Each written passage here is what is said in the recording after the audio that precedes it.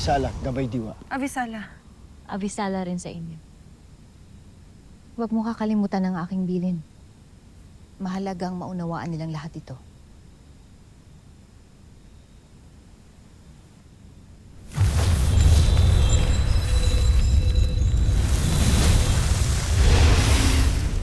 Ano ang ibinili nila Vanea sa iyo?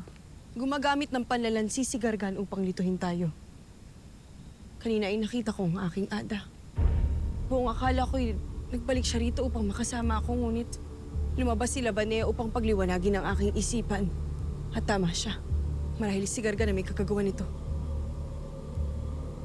Nangyari din yan sa akin kanina. At nakita kita, Dea.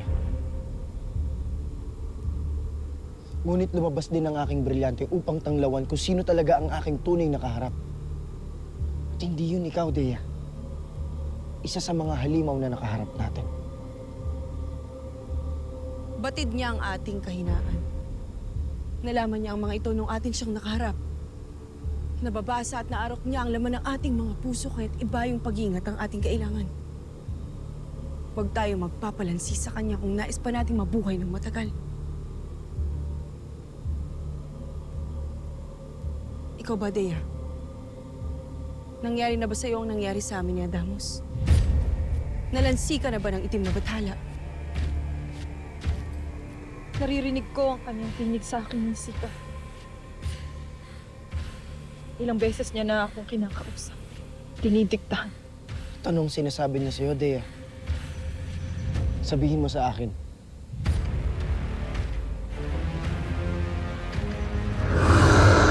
Nasisekto!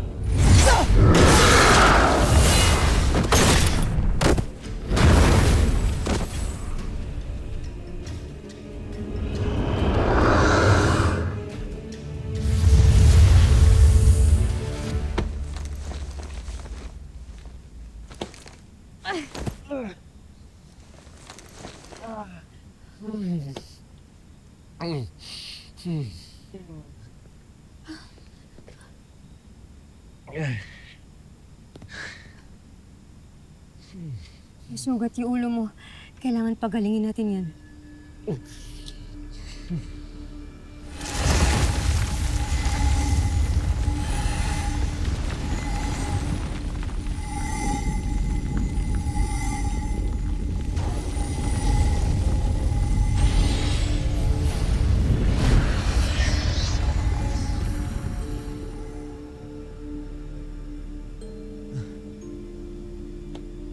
Kamusta pakiramdam mo? Ay, salamat. Salamat. Ayos na ang pakiramdam mo?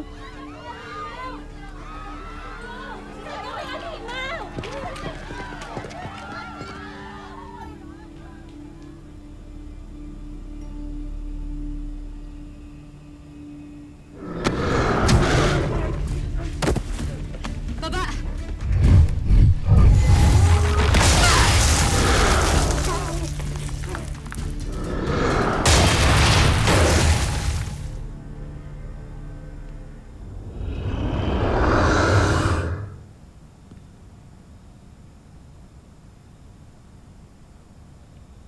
Salamat.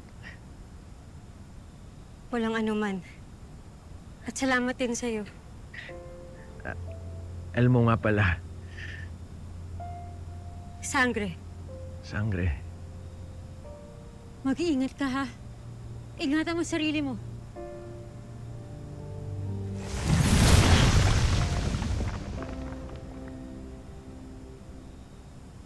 Ikaw ang dapat na mag-ingat. Sangre.